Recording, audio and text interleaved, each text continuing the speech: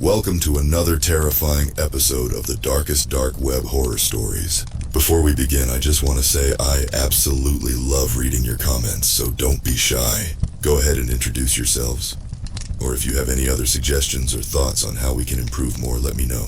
And while you're at it, don't forget to like this video and subscribe to the channel if you haven't already. Your interactions and feedback really help make this a community experience. With that said, let's dim the lights and prepare ourselves for some seriously dark and disturbing tales from the depths of the internet. Get ready for nightmares. I should have known better than to make a deal with the devil on the dark web. If I could go back, I would slap that arrogant younger version of myself for being so naive and power-hungry. But I can't change the past. I can only try to stop the demonic forces I unleashed before it's too late. Before they claim my soul. Let me start from the beginning. 3 years ago, I was a talented but struggling lawyer in New York City. I had gone to an elite law school and landed a job at a prestigious corporate firm. But the corporate grind was soul-crushing. I spent endless nights drafting tedious documents and contracts that felt meaningless. The senior partners hogged all the big clients and court cases. The money and prestige I had sought by going into law remained simply out of reach. That's when someone at the office told me about a hidden site on the dark web called Prosperity Den. They claimed it granted users incredible wealth, success, and power for a price. Part of me knew I shouldn't mess with anything having to do with the dark web, but my ambition overruled my common sense. I was sick of grinding away in the shadows while egotistical blowhards reaped all the rewards. Finding the Prosperity Den site took some digging through shady dark web forums. I had to download the Tor browser and spend hours decrypting encoded links and clearing malware from my laptop. Finally, I found an ominous-looking website with an ornate crest emblazoned on the homepage. A medieval-looking insignia of a three-headed wolf wrapped around a pentagram. A message in Latin sprawled across the homepage. Sanguine pactum perfus. According to my rusty college Latin knowledge, it meant something like, seal the blood pact. There was a single link prompting users to download the Prosperity Den app. I took a deep breath and clicked it, my pulse pounding with a mixture of nervous excitement and dread. An ominous installer package downloaded onto my computer. A dire warning flashed on the screen. Irreversible decision ahead. Continue at your own peril. Still, that nagging part of my brain telling me to turn back faded beneath my raging ambition and hubris. I bypassed my computer's security permissions and installed the shady app. A gnarled black window with ancient hieroglyphs etched into the borders opened on my screen. Then a sepulchral, slithering voice reverberated from my laptop speakers. Greetings, seeker of boundless fortune. What desires torment your mortal soul? I studied the question for a few pensive moments. What did I truly desire in my darkest and most covetous depths? I want to be the most successful, wealthy, and powerful lawyer in New York, I typed back, barely even questioning the nature of the ominous entity I was communicating with. This pact can make it so, the voice hissed. But first a small favor must be performed. A favor? That seemed like a small price to pay for untold riches and success. Little did I know the despicable depths this favor would drag me to. Name your price, I replied. A contract shall be delivered to your place of work, rasped the voice. It must be filed and processed through proper legal channels. No questions asked. This first deed will bind our dark pact. That's it? I blurted out. I was expecting some sort of grisly occult sacrifice. Simply filing some paperwork didn't seem like too big an ask. Return here once completed, the entity said, and your ascension shall begin. With that, the sinister window disappeared, and I was left sitting alone in the eerie glow of my laptop screen. Had I just struck a binding deal with some ancient demon? It seemed so unreal. So absurd. Yet, something told me I had stepped over a dreadful line I could never uncross. The next morning, a weighty manila envelope marked urgent sat on my desk. It was unmarked other than a sprawling penumbra of strange runic insignias seared into the manila surface. Inside was a contract written in messy, archaic script. The words seemed to shift across the vellum pages, as if scrawled in blood rather than ink. I forced myself to ignore the disturbing peculiarities and focus on the contract's actual contents. It detailed the transfer of assets worth tens of millions to an offshore company, whose documents raised red flags of potential tax evasion and money laundering. The kind of deal corporate law firms regularly advise their wealthy clientele on to skirt financial laws. Still, it felt off, eerily off, especially given the strange events surrounding the contract's arrival. Pushing those unnerved feelings down, I followed the instructions and processed the file. I half expected it to simply disappear into the ether, or for some demonic apparition to materialize. Instead, the day passed uneventfully. That first disturbing favor didn't seem like a big deal at all. 2 days later, my boss summoned me to his corner office with an inscrutable look. Fearing I had screwed something up, my stomach knotted with dread. But Claude Goldstein merely gestured for me to sit before delivering some astonishing news. Due to extraordinary performance and your impeccable work over the past year, the partners have decided to promote you to senior associate, the silver-haired man said in a gruff baritone. You will lead your own team handling our most important mergers and acquisitions. I sat there stunned, barely comprehending his words. This promotion should have taken at least a decade to achieve. Now it was inexplicably being handed to me on a silver platter. But I've only worked here 3 years, I stammered, still trying to process this shocking turn of events. What about Collins or Ramirez or... I won't take no for an answer. Goldstein interrupted, staring at me with beady, scrutinizing eyes. It felt more like a decree than an offer. Let's just say I received a compelling recommendation regarding your immense potential. I wanted to probe deeper, but wilted beneath his expectant, unnerving gaze.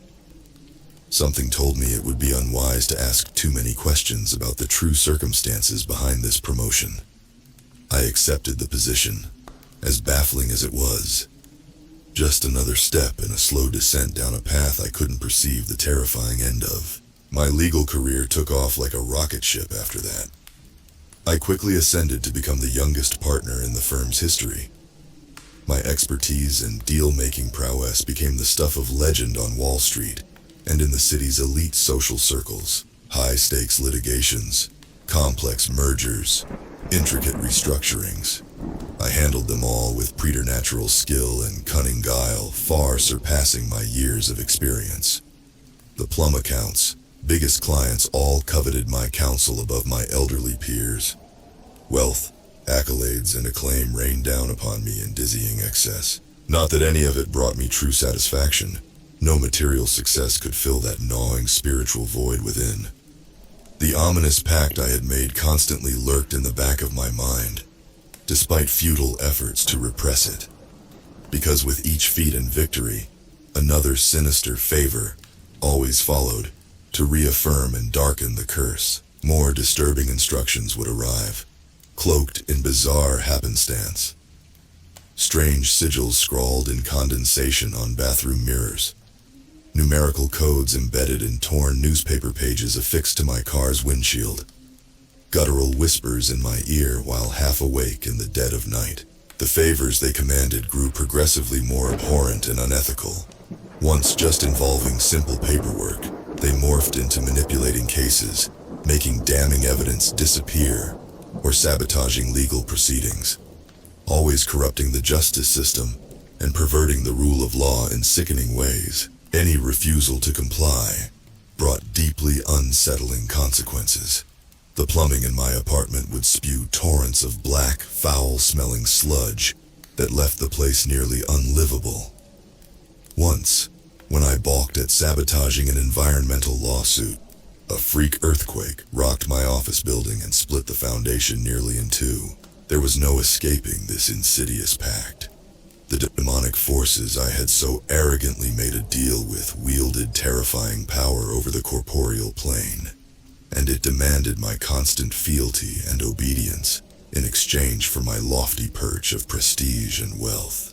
I tried to rationalize the despicable acts I was carrying out, the lives I was ruining on behalf of these dark forces. Just isolated cases, I told myself. Bad people who probably deserved harsh judgments anyway. Nothing too egregious in the grand scheme of my meteoric ascent. But with each malicious favor, each miscarriage of justice I enabled, that flimsy justification crumbled a little more. The full, horrifying ramifications of what I had bargained gradually became undeniable. The final straw came during a highly publicized class action lawsuit against a powerful petroleum conglomerate. A massive oil spill had devastated a coastal community, sickening residents and wiping out an entire fishing economy. After 2 years of fierce litigation, we were finally going to trial. I oversaw the case and felt confident in the damning evidence we had amassed to prove gross negligence on the corporation's part. The $20 billion suit represented a landmark moment for environmental accountability and victims' justice. But on the eve of opening arguments, another set of dreadful instructions arrived in decaying spell form. Undermine prosecution's case. Ensure defendant prevails. Compliance mandatory. There was no ambiguity this time. No wiggling out of this damning directive. If I refused, the retaliations would be catastrophic. Of that, I had no doubt. These demonic forces would go far beyond mere property damage or freak accidents. I could end up seriously hurt, or far worse. Yet if I followed through and sabotaged the entire case, it would be one of the most egregious travesties of justice in recent history. 5,000 plaintiffs, whose lives and livelihoods had been destroyed, would be denied accountability and restitution, all because of my own despicable Faustian bargain. The guilt would be immeasurable. I wish I could say I was stronger, showed more integrity in that excruciating moral quandary, that I did the right thing and defied the dark forces I had sworn fealty to, regardless of consequences. But I didn't. Cowardice and instincts for self-preservation overruled my last remnants of human decency. I surreptitiously undermined the case at every step, obscuring key evidence and expert analyses, coaching my witnesses to give spurious accounts that contradicted proven facts, exploiting procedural loopholes and technicalities to defang the prosecution's strongest arguments. I watched the plaintiffs' faces contort with crestfallen disbelief as the verdict came down. The heartbreaking, unjust decision in favor of the oil behemoth. Mothers wept over their chronically ill children. Fishermen who lost everything stared slack-jawed at the courtroom floor. Innocents who placed naive faith in the legal system left devastated after being robbed of justice. That night, I spiraled into an existential crisis blacker than I could ever fathom. For the first time, it became undeniable that I had made a pact, not merely with some random criminal enterprise, but with the devil itself, an ancient malevolent entity that fed on human suffering and drained souls of their essence. In return for my Faustian bargain, I was now its deceiver, its agent of despair and horror, tasked with bringing torment to humans, so their essence could be harvested and contorted into even more sinister machinations by these demonic overlords I had so foolishly empowered. The wealth, success, accolades, none of it mattered anymore. I had willingly surrendered any morality or humanity during my selfish quest for power. Even renouncing the pact would do no good. This insatiable evil force would never allow me to escape its clutches, not without claiming my eternal soul. The next morning, still mired in existential misery, I received another taunting message. This one scrawled in smeared blood on my bathroom mirror. Your soul now belongs to the Raveners. Prepare for your final undertaking. I collapsed to the floor in anguish and wept bitter tears, realizing with full certainty my spirit is damned. These demonic raveners would stop at nothing to feed upon it and twist it for their nightmarish purposes. In that moment, I accepted my grim fate. Yet a flicker of defiance, a dying ember of the good man I once was, refused to surrender so easily. There had to be a way to sever this unholy pact, no matter the cost or risk to myself. I forsook the gilded life I had built through vile deception Let the prestigious law partnerships, the Gulfstream jet, the Manhattan penthouse all unravel into the void. None of those ill-gotten prizes could outweigh the desperate need to preserve my soul, if it wasn't already too tainted and corrupted beyond salvation. With a frenzied determination, I began scouring every occult tome and ancient text I could get my hands on, searching for any clue on how to break this damned pact with the Raveners. I spent years traveling the globe, venturing to remote villages and seeking counsel from mystics, shamans, and experts in the darkest arts. From a wizened sage in the Himalayas, I learned of a primordial ritual that could potentially sever my soul's unholy tether, but at the cost of unraveling my entire karmic existence. An excommunicated priest in Portugal uncovered the Ravener's origins as the vengeful spawn of a fallen angel, cast out during the celestial uprisings long before human civilization. With each revelation, the path to any possible redemption only grew more arcane, more perilous. The Raveners were an apocalyptic scourge, predating humanity itself. Fighting their boundless power seemed increasingly futile and insane, yet I persisted in my desperate quest, driven by the conviction that no soul was ever truly beyond saving, even one as blackened as my own through unconscionable sins. As long as a flicker of free will remained, there had to be a way to overthrow these diabolic forces that had ensnared me. My search led me to a remote jungle monastery in the Brazilian rainforest, where an ancient order of hooded monks had purportedly battled the Raveners since before the rise of the Incan Empire. These aesthetic warrior sages granted me sanctuary and schooled me in their ritualistic practices of purification, meditation, and astral combat. Only by achieving a state of total detachment and enlightened oneness with the karmic cycles of the universe, they said, could one forge the spiritual armor needed to withstand the Ravener's onslaught. So I endured harrowing trials and transcended planes of torturous hallucination, all to purge the darkness from my tainted soul. At last, after 7 harrowing years of cosmic struggle, I attained the state of total karmic luminescence required to directly confront these demonic, interdimensional usurpers. My corporeal body lies in a transcendent stasis within the monastery's sanctuary, while my astral essence rockets across space and time toward the nether void, where the Ravener overlords are massing their apocalyptic forces. This interstellar cyberpunk hellscape is where our climactic battle for the fate of all human souls will be waged.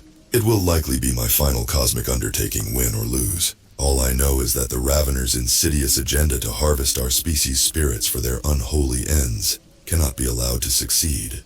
If sacrificing my long-damned essence is the price for thwarting their diabolical crusade, so be it. As my astral essence breaches the viscous, nightmarish dimension of the nether void, I'm immediately beset by a swirling vortex of grotesque, leering monstrosities. Slavering jaws spit corrosive bile.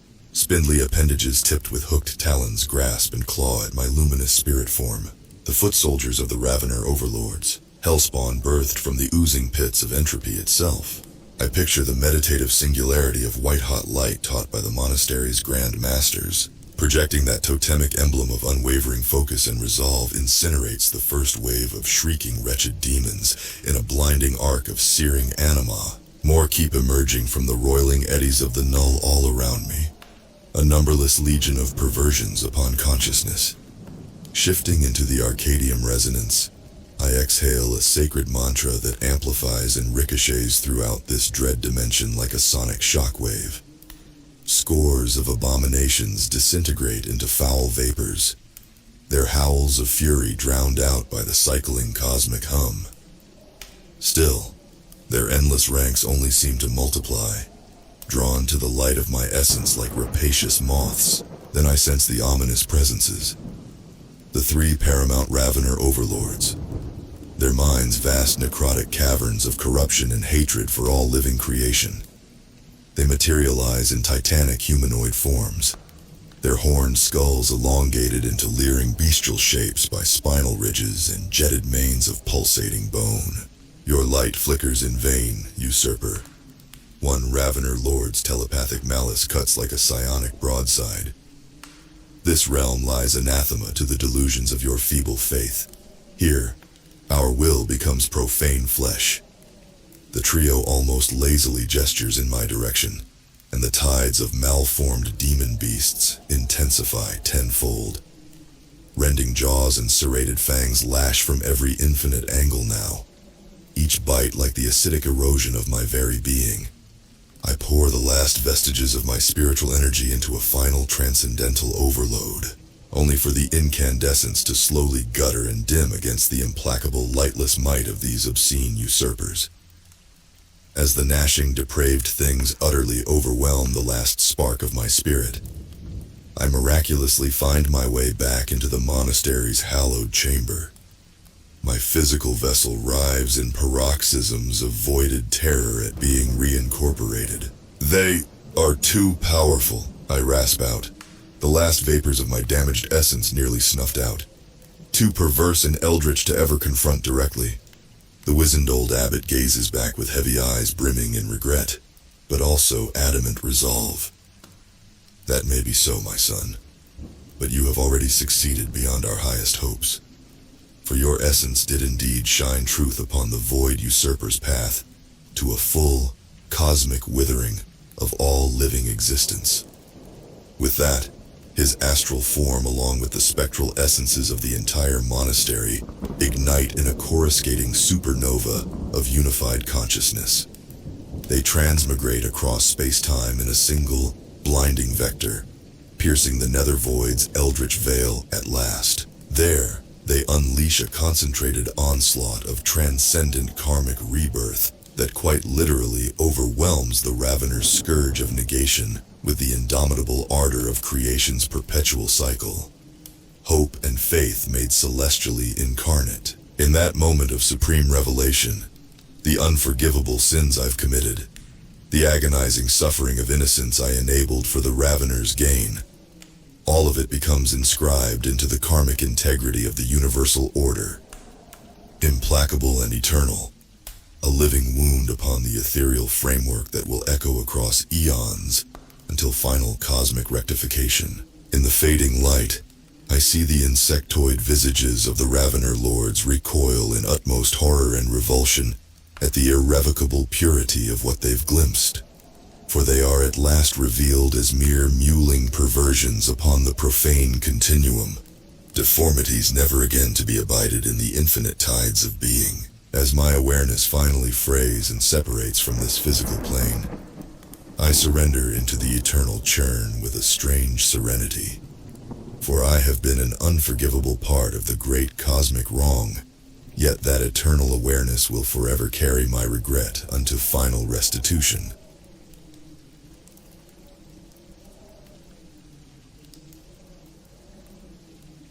I'm not entirely sure when my life started to spiral into chaos. Maybe it was when I decided to take on a history project that required more research than usual. Or perhaps it was when I found myself deep within the bowels of the internet, searching for sources that weren't just regurgitated textbook material. What I didn't expect was to stumble upon a hidden archive on the dark web that would change everything I knew about history and reality itself. My name is Alex, and I'm a history major at a small college in Massachusetts. I've always been fascinated by the events that shaped our world, the stories that textbooks only skimmed over. For my final project, I wanted to explore the lesser-known aspects of World War II. My professor, Dr. Harrington, encouraged me to dig deeper, beyond the usual sources. You won't find anything new in the standard archives, he said. Try to find something that hasn't been unearthed yet. Taking his advice to heart, I began my journey through online forums and obscure websites. One night, while browsing a forum dedicated to conspiracy theories, I came across a thread discussing a hidden archive on the dark web. The users claimed it contained classified documents and videos that revealed alternate versions of historical events. Intrigued, I decided to investigate further. After hours of digging, I found a link in ominous, unmarked URL that seemed to pulsate with a dark energy. My curiosity got the better of me, and I clicked on it. What I found was a maze of encrypted files, each more intriguing than the last. There were documents, videos, and audio recordings, all seemingly untouched for decades. One file in particular caught my attention. It was labeled Operation Karen. The name sent a shiver down my spine, but I couldn't resist opening it. Inside was a collection of documents detailing a covert operation during World War II, one that involved experiments with time manipulation. The more I read, the more I realized this was no ordinary archive. It was a Pandora's box. As I go deeper into the archive, I noticed something strange. The more documents I opened, the more distorted my surroundings became. Shadows seemed to stretch and twist, and my computer screen flickered ominously. But I couldn't stop. The information was too compelling, too mind-blowing to ignore. Among the files, I found a series of video recordings. They were grainy and difficult to make out, but the audio was clear enough. They depicted scientists conducting bizarre experiments, attempting to manipulate the fabric of time itself. One video showed a successful test, where a subject was able to communicate with someone from an alternate timeline. The implications were staggering. But then I found a video that made my blood run cold. It showed a dark entity, a shadowy figure that seemed to move with unnatural fluidity. The scientists referred to it as the Guardian. According to the documents, this entity was responsible for guarding the archive, ensuring that the knowledge within never fell into the wrong hands. Anyone who accessed the files was said to attract its attention. I should have stopped there, but I didn't. I continued to explore the archive, piecing together the story of Operation Charon. It was clear that the experiments had gone horribly wrong, leading to the deaths of many involved. The last document was a warning, urging anyone who found the archive to leave immediately. It was too late for me. The moment I closed the document, my computer screen went black. A chill ran down my spine as I heard a whisper behind me. "You shouldn't have done that." I turned around, but there was no one there. The room was empty, but I could feel a presence, something watching me. My heart raced as I tried to shake off the feeling, but it only grew stronger. I decided to call it a night, hoping that a good night's sleep would help clear my mind. The next morning, I woke up to a world that felt off. At first, I couldn't put my finger on it, but little things started to catch my attention. The color of my bedroom walls seemed different, and the arrangement of my furniture was slightly askew. I brushed it off as paranoia, but as I walked to campus, the changes became more apparent. People I knew seemed to act differently, as if they were strangers in familiar bodies. Conversations felt stilted, and there was a palpable tension in the air. It wasn't until I arrived at Dr. Harrington's office that I realized just how much had changed. His office was empty, cleared out as if he had never been there. I asked around, but no one seemed to remember him. It was as if he had been erased from existence. Panic set in as I tried to make sense of what was happening. I rushed back to my apartment and reopened the archive, hoping to find some answers. The files were still there, but they had changed. New documents had appeared, detailing events that had never happened in my timeline. Alternate versions of historical events played out before my eyes, each more horrifying than the last. I saw a world where the Nazis had won World War II, where the Cuban Missile Crisis had ended in nuclear devastation, and where the assassination of JFK had sparked a global war. As I read through the files, I realized that the more I accessed the archive, the more it altered reality. The dark entity, the Guardian, was using me as a conduit to rewrite history, to change the present in ways that suited its twisted agenda. I knew I had to stop, but the allure of the archive was too strong. Each night I found myself drawn back to it, compelled to uncover more of its secrets. The changes in reality became more pronounced, more disturbing. Friends and family members vanished, replaced by strangers with no memory of the people I loved. Landmarks shifted, and entire cities appeared or disappeared overnight. I started to see the Guardian in my dreams, a shadowy figure that whispered dark promises and threats.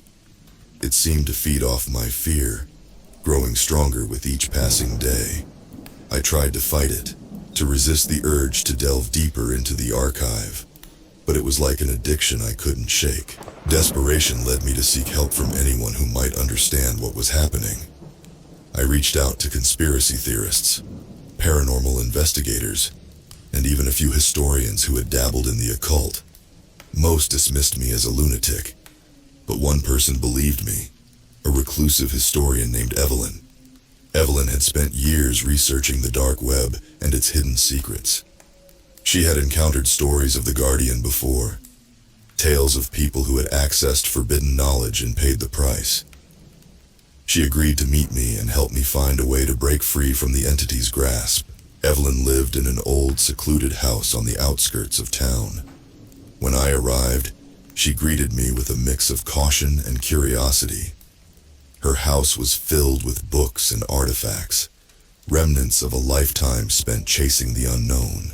"You've gotten yourself into quite a mess," she said, her eyes reflecting a deep understanding of my plight. "I just wanted to find something new for my project," I explained, my voice trembling. "I didn't mean for any of this to happen." "Curiosity can be dangerous," she replied, "but it's not too late. We can still set things right." Evelyn had a ritual that could sever the connection between me and the Guardian. It involved destroying the archive and performing a cleansing ceremony to banish the entity back to wherever it came from.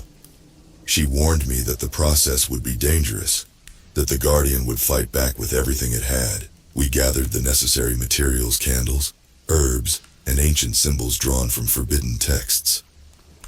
Evelyn instructed me to access the archive one last time, to open the final document that would draw the Guardian into our world.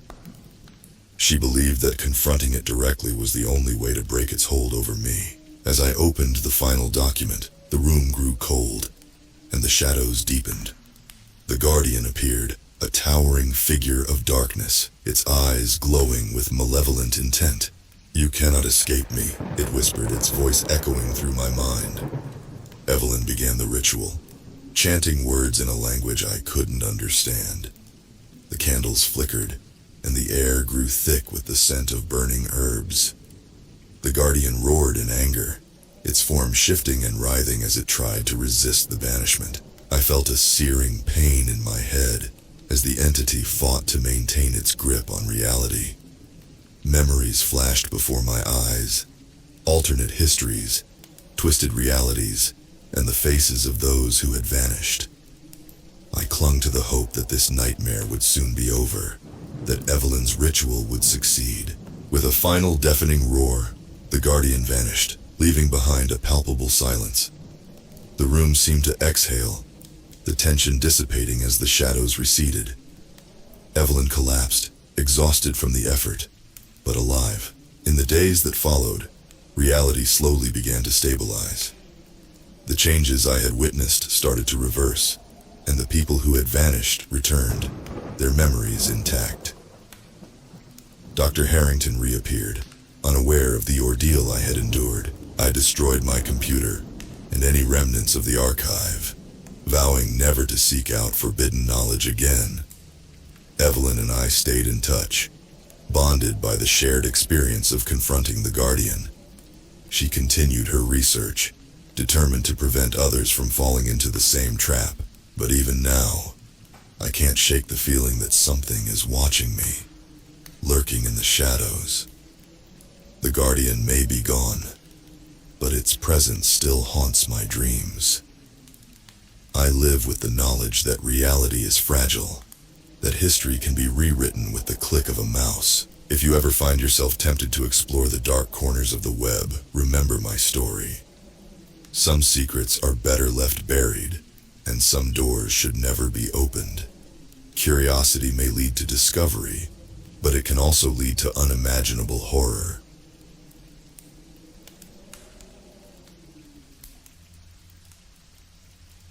I should have known better than to open that email. As a neuroscientist, my work revolves around the intricate dance of neurons and synapses, the delicate orchestration of thoughts, memories, and consciousness. Every day, I push the boundaries of what we know about the human brain, diving deeper into its mysteries. But curiosity can be a dangerous thing. It was a typical Thursday evening in my lab at MIT. The hum of computers and the soft whir of cooling fans provided a comforting background noise. I had been working late, as usual, poring over data from our latest experiment on neural plasticity. The email arrived just after midnight, slipping into my inbox with a soft ping. The subject line was simple: "Unlock your mind's true potential." I almost deleted it. Spam, I thought, but something about it caught my attention. Maybe it was the timing, or the fact that I was exhausted and my defenses were down. Against my better judgment, I clicked on it. The message was brief. "Dr. Jonathan Riley, you have devoted your life to understanding the brain. But what if I told you that you have only scratched the surface? There is a way to unlock 100% of your brain's potential. Click the link below to find out more." An admirer. Below the text was a link. It was masked, but I recognized the signs. It led to the dark web. I hesitated. The dark web was a place of shadows and whispers, a digital underworld teeming with illicit activities. But the allure was too strong. The idea of unlocking the full potential of the human brain was a dream every neuroscientist harbored. And, foolishly, I believed that if there was a chance, even a small one, I had to take it. I clicked the link. The screen went black for a moment, before revealing a simple, stark web page. White text on a black background. No graphics, no adornments. Just a single paragraph and another link. "Congratulations, Dr. Riley. You are one step closer to unlocking the full potential of your mind. Click the link below to download the program." Against every instinct screaming at me to stop, I clicked the link. A small file began to download, almost too quickly for my comfort. I ran a virus scan. It came up clean. Still, I isolated it on a separate, air-gapped computer I used for risky experiments. The program was called mindexpand.exe. I double-clicked it, and the screen filled with lines of code, cascading faster than I could follow. Then, a prompt appeared. "Place the electrodes on your temples and click Start." I had a set of EEG electrodes in my lab, used for monitoring brain activity. It took me a few minutes to set them up, the adhesive pads sticking to my skin. My heart pounded in my chest as I clicked Start. The program initiated a series of electrical pulses, and I felt a strange, tingling sensation in my brain. The screen displayed a progress bar, slowly filling up. As it did, I felt a rush of information flooding my mind. Complex equations, vivid memories, and abstract concepts, all merged into a whirlwind of cognitive enhancement. When the progress bar reached 100%, the screen went blank, and I slumped back in my chair, my mind reeling from the overload. The effects were immediate and profound. I found myself able to recall obscure details from books I had read decades ago. Complex problems I had been struggling with for years suddenly seemed trivial. I could see patterns and connections that had eluded me before. My colleagues were astonished at my newfound abilities, and I quickly became the center of attention in the academic world. But with the enhancements came something darker. At first it was subtle, a fleeting thought that didn't seem like my own. A sudden urge to say or do something out of character.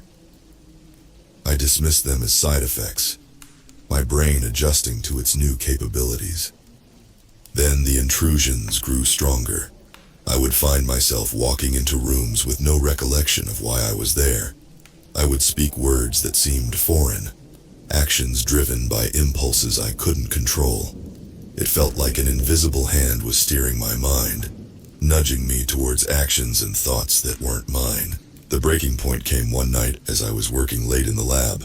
My hands moved of their own accord, typing out code on my computer. It was a program, intricate and sophisticated, something I would have been proud of under different circumstances. But I wasn't in control. I watched in horror as the code took shape, realizing it was designed to replicate the mindexpand.exe program, to spread it. Panic set in. I knew I had to stop it, to destroy the program before it could escape and infect others. But how could I fight something that had taken control of my own mind? I frantically tried to delete the files, but the intruding force resisted, my hands hesitating, faltering. I realized I couldn't do it alone. I needed help. But who could I trust? Who would believe me? I reached out to Dr. Emily Carter, a colleague and close friend. She was one of the few people I could confide in, someone with a sharp mind and a healthy dose of skepticism. When I called her, my voice shaking, she didn't hesitate. "I'm on my way," she said. When she arrived, I explained everything, from the email to the program, to the loss of control. She listened, her face a mask of concern and determination. "We need to isolate the program," she said. "Disconnect your computer from the network and we'll work on a secure system." Together, we transferred the files to an isolated machine, one with no internet connection. Emily worked tirelessly to dissect the code, searching for a way to neutralize it. Meanwhile, the intrusions in my mind grew more aggressive, the force fighting back with increasing ferocity. Days turned into sleepless nights as we battled the program.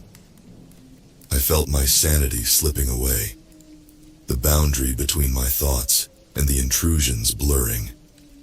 Emily's presence was a lifeline, her calm determination, a beacon in the storm of my mind. Finally, after what felt like an eternity, Emily found a vulnerability in the code, a way to disable the program and sever its connection to my mind.